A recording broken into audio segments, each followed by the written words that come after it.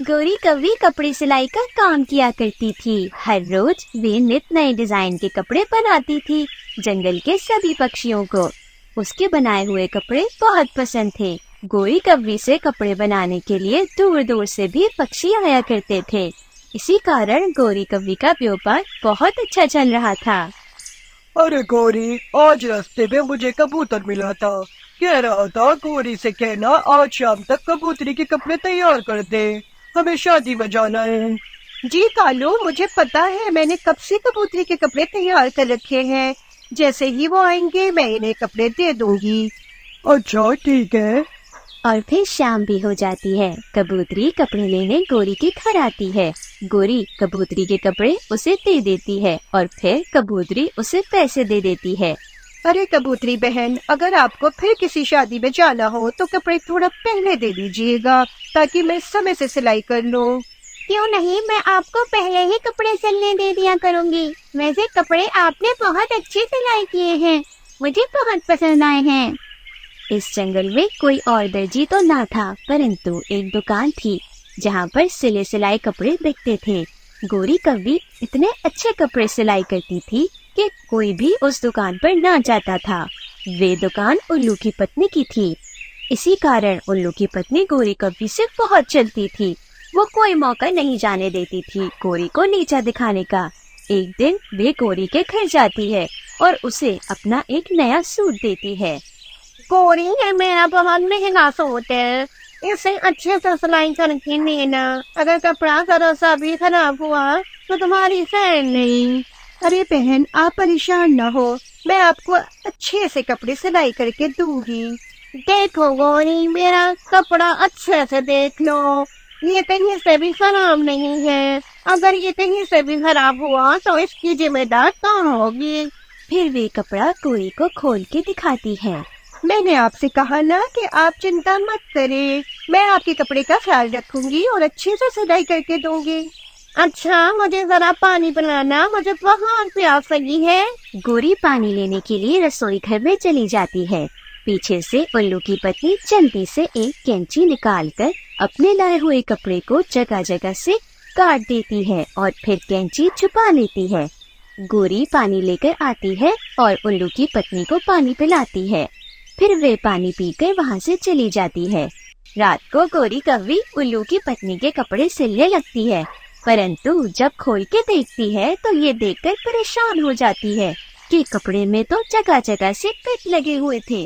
अरे अब मैं क्या करूं, ये कपड़ा कैसे फट गया? मैंने तो इसे सही से रखा था। अब तो उल्लू की पत्नी मुझे नहीं छोड़ेगी। अरे क्या हुआ गौरी, क्यों परेशान हो रही हो? देखिए ना, उल्लू की पत्नी ने मुझे ये कपड़ा सिलने को दिया था और इस कपड़े पर ना जाने कैसे ये कट लग गए हैं। गौरी, तुम एक दर्जी हो, तुम इस कपड़े को डिजाइन से बना सकती हो।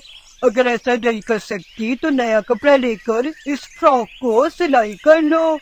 ये आपने अच्छा आइडिया दिया, कोशिश करती हूँ। फिर गोरी कौवी इस कपड़े को अच्छे से सिलती है और फिर कुछ ही समय में वे सूट तैयार हो जाता है।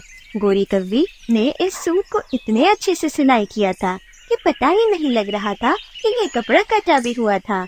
और फिर जैसे ही अगली सुबह होती है, उल्लू की पत्नी सुबह सवेरे ही गोरी के घर कपड़े लेने आ जाती है। गोरी कौवी भी इसे कपड़े दे देती है। उल्लू की पत्नी जैसे ही अपना फ्रॉक देखती है तो वे ये देखकर हैरान हो जाती है कि कपड़े तो बहुत ही अच्छे से सिले हुए थे। अब तो उल्लू की पत्नी कुछ भी नहीं कर सकती थी।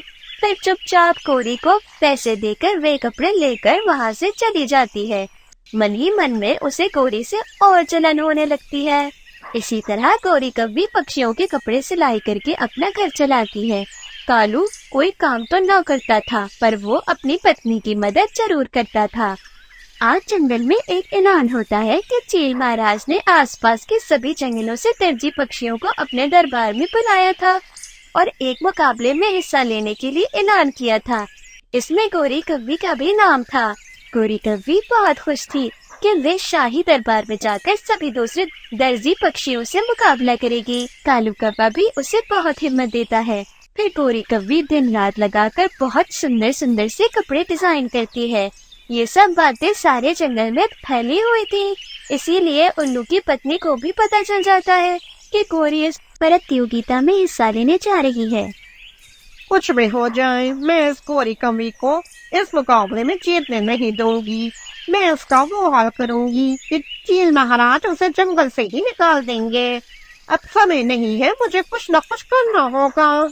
ऐसा सोचकर उल्लू की पत्नी अपनी दुकान बंद करके गोरी के घर के पास छुपकर बैठ जाती है।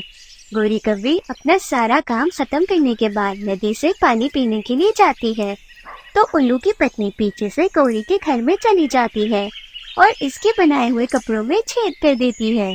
गोरी कव्वी जैसे ही पानी पीकर आती है तो वे अपने बनाए हुए कपड़ों को लेकर चील महाराज के दरबार की ओर चली जाती है। जब वे दरबार में जाती है तो क्या देखती है कि काफी सारे पक्षी अपने डिजाइन किए हुए कपड़े लेकर पहले से वहाँ पर बैठे हुए थे।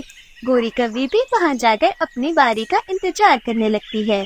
सभी पक्षी अपने कपड़े दिखा रहे थे और चील महाराज को किसी के कपड़े पसंद न आ रहे थे। इतने में गोरी कव्वी की भी बारी आ जाती है। गोरी कव्वी अपने कपड़े दिखाती है, परंतु ये क्या, गोरी कव्वी के कपड़े तो जगह जगह से फटे हुए थे और इनमें सुराख हुए पड़े थे। ये देखकर चील महाराज को गुस्सा आ जाता है।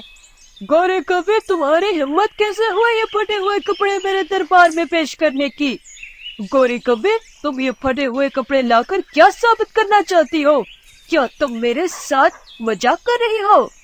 अरे नहीं महाराज, मैंने तो बहुत मेहनत से इन्हें सिला था। ये तो बिल्कुल भी ऐसे ना थे, ना जाने ये फट कैसे गए।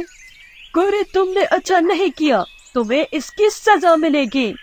उल्लू की पत्नी जो कि गोरी के पीछे ही बैठी थी, वे ये सब कुछ देखकर बहुत खुश हो रही होती है कि इतने में चिड़िया बोलती है, महाराज, मैं आपको कुछ बताना चाहती हूँ। हाँ, कहो रानो चिड़िया, तुम क्या कहना चाहती हो? महाराज, गोरी ने तो कपड़े बहुत अच्छे से सिले थे। रात को मैं भी इसके घर गई थी जब ये कपड़े सिलाई कर रही थी। इसमें कोई चूक नहीं था। ये सब कुछ उल्लू की पत्नी ने किया है। मैंने इसे गोरी के घर में जाते हुए देखा था। मैंने देखा कि इसने कैंची से गोरी के कपड़ों को काट दिया था। ये देखकर मैं गोरी को ढूंढने गई तो पीछे से गोरी कभी यहाँ दरबार में आ गई। उल्लू की पत्नी ये सब कुछ सुनकर वहाँ से भागने लगती है। चील महाराज के सेवक इसे पकड़ लेते हैं।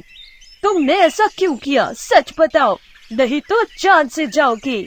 मैं गोरी कवि से जलती थी। मैं नहीं चाहती थी कि मैं इस जंगल की इतनी बड़ी प्रतियोगिता जीत जाए। इस कारण मुझे कारोबार में बहुत नुकसान हुआ। मैं इसे खुश नहीं देख सकती थी, मैंने इसीलिए ऐसा किया। इसकी दुकान को बंद कर दिया जाए और इसे जंगल से निकाल दिया जाए। दोबारा मुझे ये जंगल में नजर नहीं आनी चाहिए। फिर चील महाराज इनकी दुकान भी बंद करवा देते हैं और इन्हें जंगल से बाहर निकाल देते हैं।